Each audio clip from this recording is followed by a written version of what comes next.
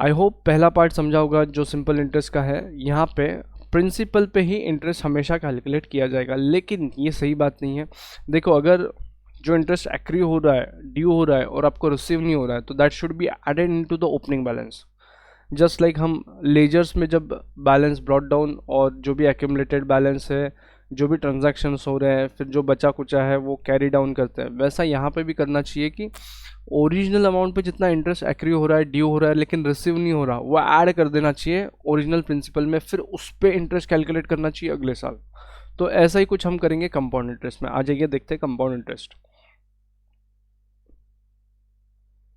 तो यहाँ पे एक चीज़ मैं लिख रहा हूँ, उस पर फोकस करना है आपको कि जब जब कंपाउंडिंग होगा, जब जब कंपाउंडिंग होगा,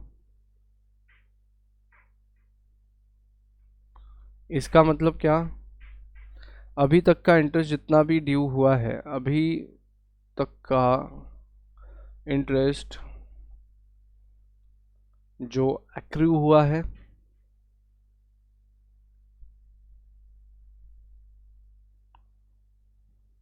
वो ड्यू हो जाएगा,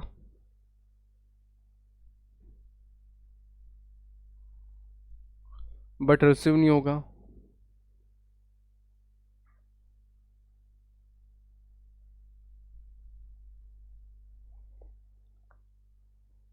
तो ओपनिंग बैलेंस में ऐड कर दिया जाएगा।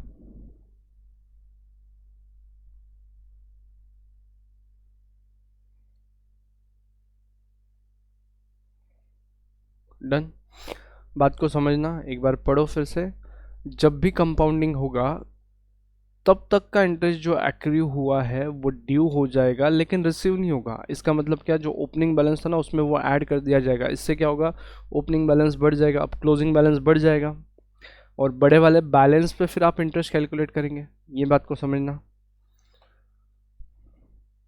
अब इसका फॉर्मूला जो है वो कुछ इस तरीके से है।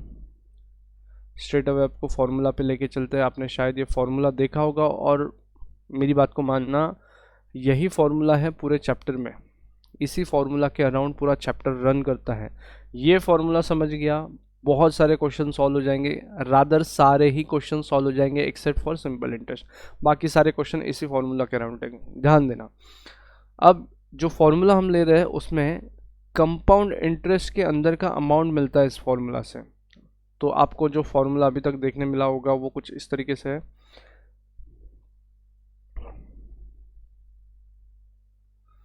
Amount under C I is equal to P into bracket 1+r/100 ये वाला फॉर्मूला आपको देखने मिला होगा। अब ये फॉर्मूला कैसे आया, एक तो हमने पहले सिंपल इंटरेस्ट वाले फॉर्मूला में पढ़ा, अमाउंट मतलब क्या, अमाउंट मतलब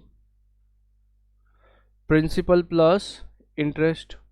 तो प्रिंसिपल कैलकुलेट करने की ज़रूरत नहीं, इंटरेस्ट को कैसे कैलकुलेट करेंगे, P into r/100 plus P। गड़बड़ हो गया, जस्ट मिनट।